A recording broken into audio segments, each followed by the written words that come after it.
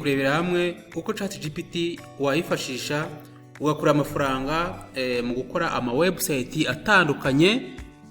Nk'urugero hari za website wenda z'ubucuruzi cyangwa se ama website y'ibigo by'amashuri cyangwa se amakampani n'ibindi bitandukanye. Ushobora kwifashisha ChatGPT ikagufasha kuyakora. Icyo urasabwa we no gukurikira ugiye gukora share, subscribe, like na comment kugira ngo video igihe ihita ikugeraho. Kugira ngo tugere kuri ChatGPT nk'ibisanzwe uza kuri Google ukayifungura, warangiza ukaza hano kuri Google search ukandikamo ChatGPT ugahita usacinga igeze ifunguka imeze gutya.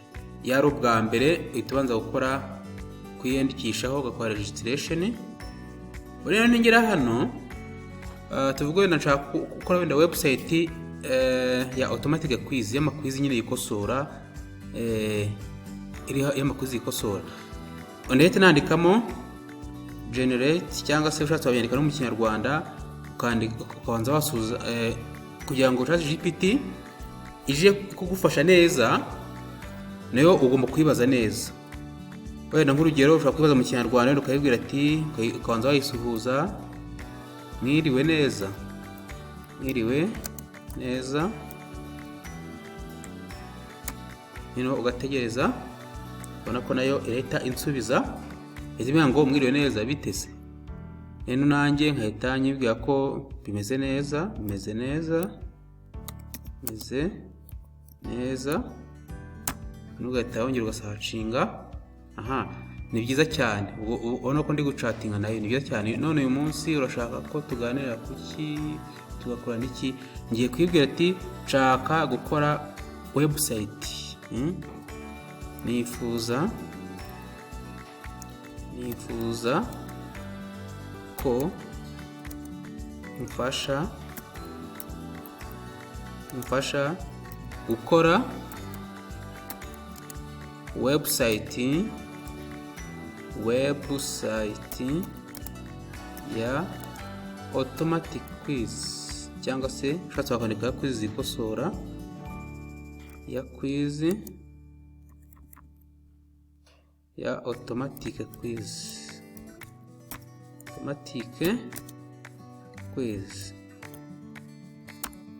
nuba iyi website rero tugiye kubaka ChatGPT igiye kudufasha gukora, izajya twitegura ibibazo umuntu akora akabona amanota. Rero hano wese bansubiza ngo mbere yo kwandika yo kugira ngo dufasha ese turatangira rameze nyibwira ubwire ngo yego dutangira ubu ngubu.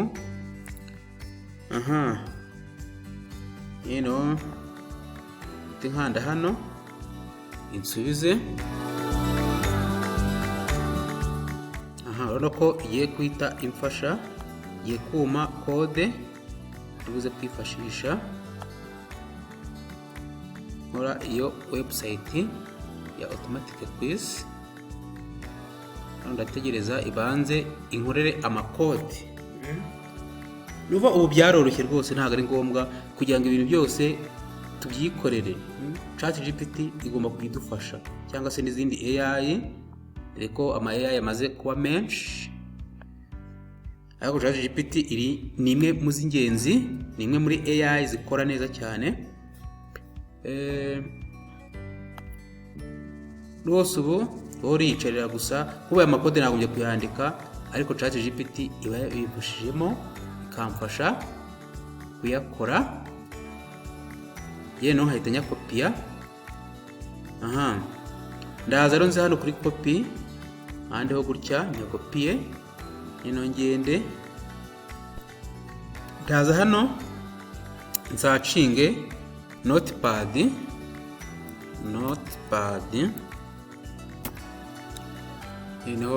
murabona ko yaje ntemeza hano.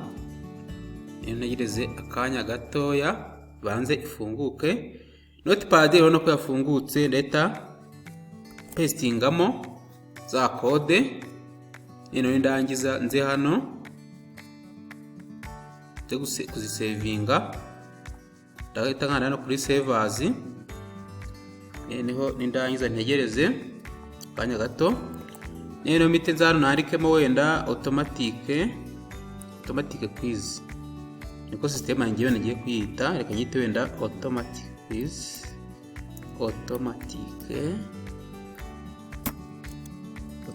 quiz. Ndangiza nishyira akadomo nandike HTML. Ndangiza mpite hano kuri save.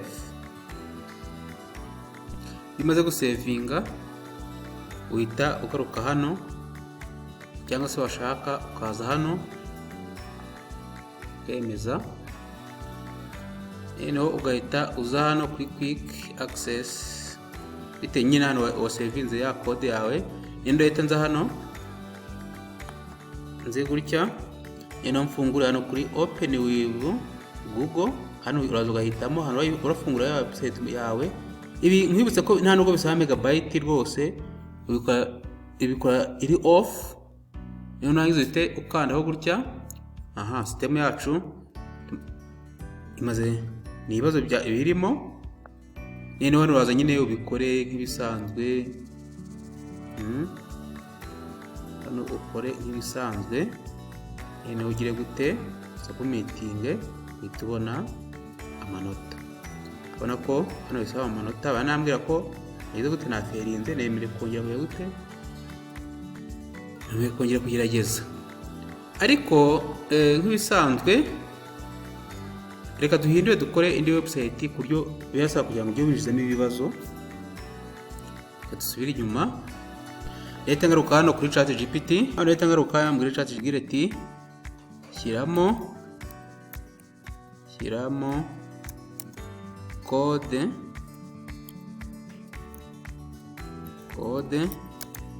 iramfasha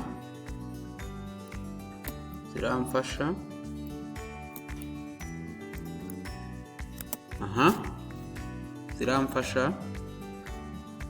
gusetinga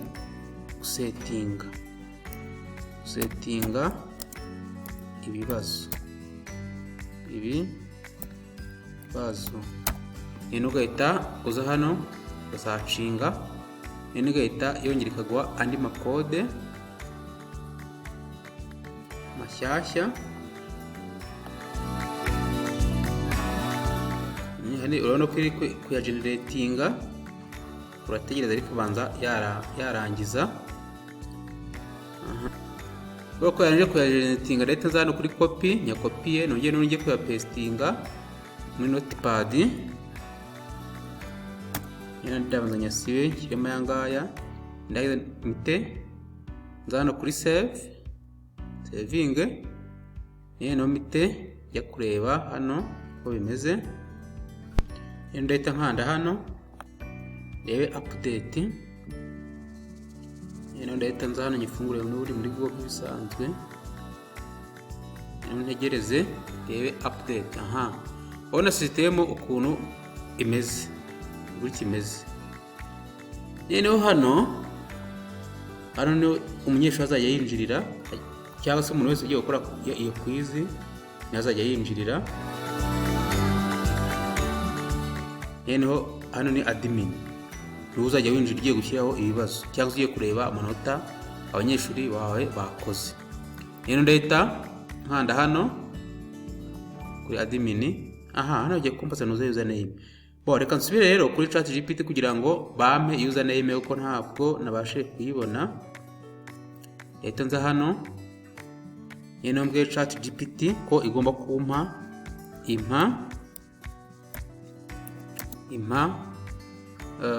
username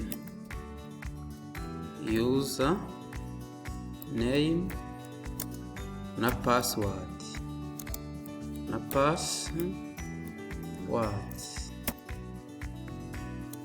ya admin. Mpite nsacinga.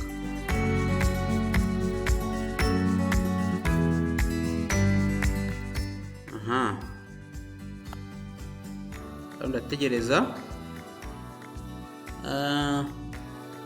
Hano ndabona nyibonye username ndakoresha nyibona hano, mpite ngaruka hano nshyiremo hano bambwiye ko nandikamo admin niyo username, password nayo barayimpaye. Mpite nza kuri login. Hano ngiye gushyiramo iki, ngiye gushyiramo ibibazo. Hano harimo uburyo bubiri, ushaka kujya wandika ikibazo bisanzwe hano. Hano uhiha option ya mbere, option ya kabiri, option ya gatatu, option ya kane. Hasi hano ugahita ushyira igisubizo kiri cyo. Hano ugahita ucyemeza, ugahita ucyongera ku yindi. Ariko hano ushobora no kubitegura muri Excel warangiza ukajya bya uploading. Neka nkoreshe Excel. Ndaza hano, ariko reka mbanze ntegure ibibazo neza. Reka ntemeza hano. Okay, kugira ngo muri izi step maze gukora ibibazo bibashe kwa uploading bivuye muri Excel, hano turashyiraho question. None imbere dushyiraho ama option ane akurikiranye ndetse n'igisubizo kigomba n'ibigomba kuba ibisubizo ndetse n'amanota. Ariko nabwo ndifashisha ChatGPT kugira ngo ibinkiye muri Excel nyene nongeye mpite mbikopiya. Ndandika hano ngo mfasha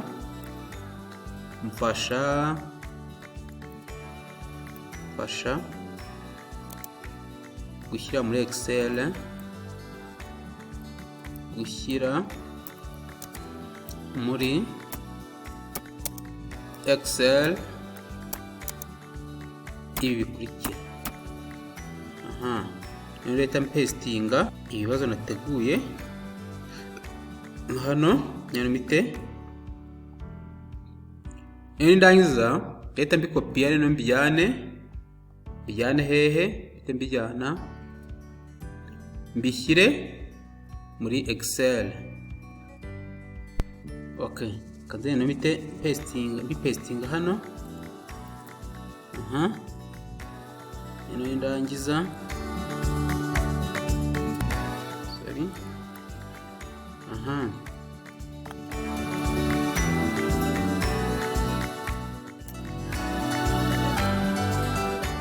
Okay.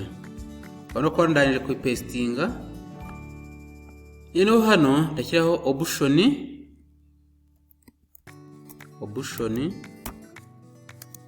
A. Hano hari option B. Akurikiyeho ndashyiraho option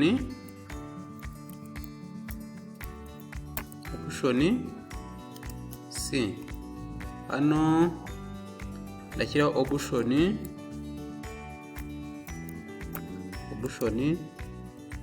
D. Hano haraza answers. Hano hahita haza max.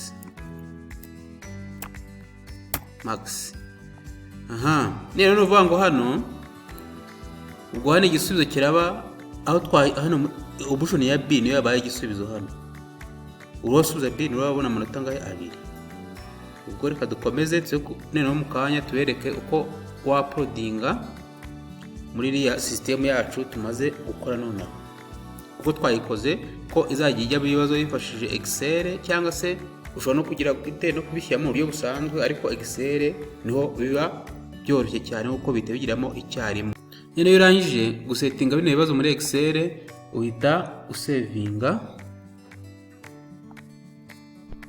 Hano kuri save as. Tuyite izina. Reka tuyite kari quiz of chemistry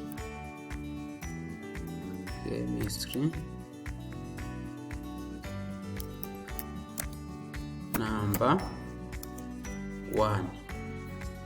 Tuyisevinga. Okay, bimaze kuba saved kuri machine. Niyo tugiye tugaruka kuri system yacu kubatse, tujye tuzana kuri admin. Ino tuze hano login. Noneho hano hejuru turashyiraho passing line. Nuvuga umunyeshuri watsinze araba afite amanota ngayo. Twari dushyire kara amanota yenda 60%. Tumanuke aho turasimbuka kuko twasemo gukoresha Excel kuko niyo tworohereza. Noneho tureta tuze hano choose file yo gutamo ya file yacu iri muri Excel. Tuza hano aho twayisevinze. Noneho dore ngiye hano katuyihitemo tuza kuri open. Ubona ko hano isigeramo. Nitongeye tuza hano kuri upload. Urabona ko bise bigeramo, ibibazo byacu bigezemo. Hano tugiye gusetingamo igihe time iri buze kumara. Reka tuvenda kiramara hano igihe kiri mu masegonda, tuvenda kiramara wenda amasegonda 800.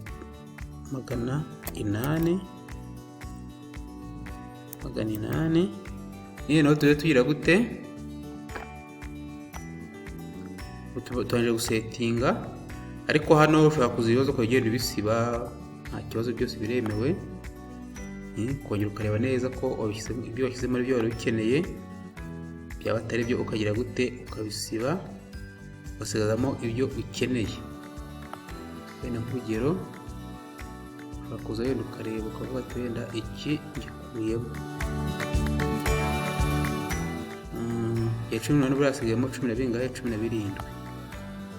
Wenda ukongera n'icyo wenda nacyo ukagikuramo.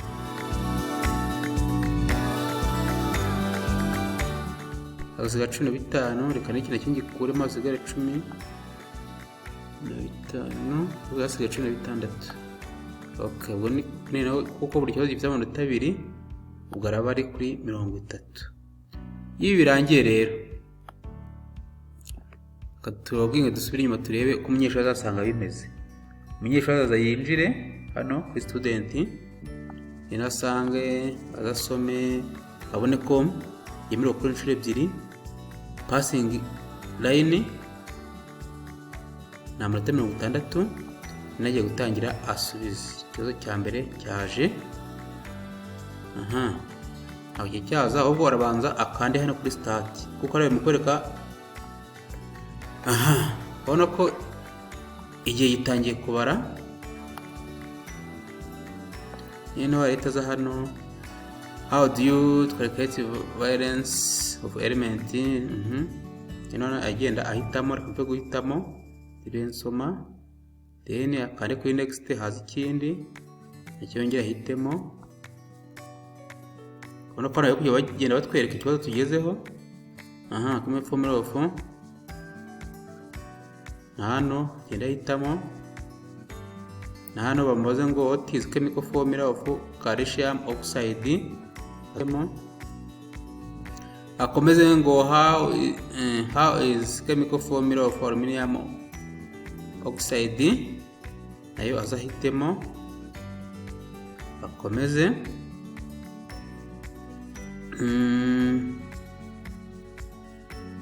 Nakino agikore. Reka twihutishe. Reka dukomeze next. Aze iki nicyo cya nyuma cya 10. Hasigaye 2, abasigaye 2. Sodium hydrocarbonate. Dukomeza wongere hano ngo is proposed idea. Genda hitamo cya nyuma nacyo uze reka duhitemo akangaka. Noneho ubu urabona ko tumaze gukora ibibazo 15 kuri 15. None tugiye guhita dusubmitinga. Ubu umunyeshuri azahita aza hano ajye kuri submit. Nene submit arete tegereza amanota azi. Hano amanota azasanga hehe ari hano hasi. Ngaya hano ni ku munota 30 yabonye 26 angana 46 n'ibice 32%. Hano ni pass ya pass nuko yarengeje 36% nuko niyo yari passing line. Okay, ndakeka ari ibingibi wenda ubutaha tuzagaruka tubereka n'ubundi buryo waka website zitandukanye atari iz'amakwisi gusa. Mwakoze cyane gusa tubibutse mwibuke gukora subscribe, share ndetse na comment.